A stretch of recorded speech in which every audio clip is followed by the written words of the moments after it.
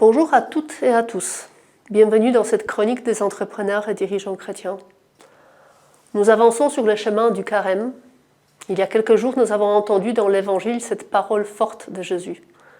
Que votre parole soit oui, si c'est oui, non, si c'est non. Ce qui est en plus vient du mauvais.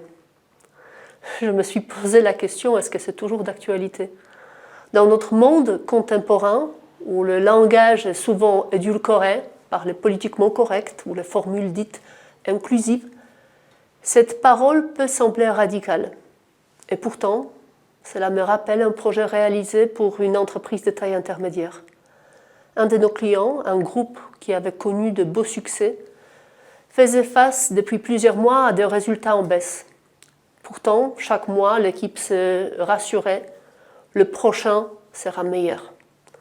Mais lorsque nous avons refait la projection de trésorerie, la réalité est apparue sans appel. Sans changement, l'entreprise ne passera pas l'année. Il a fallu poser un diagnostic clair. Ce n'était ni confortable, ni populaire. Certains ont contesté les hypothèses, d'autres ont voulu temporiser, mais les chiffres parlaient d'eux-mêmes.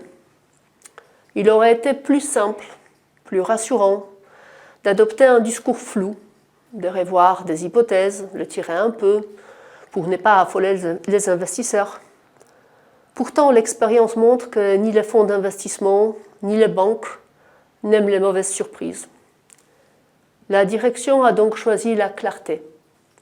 Elle a ouvert rapidement les discussions avec les partenaires financiers. Résultat, un report des échéances obtenues et plusieurs mois de respiration gagnée.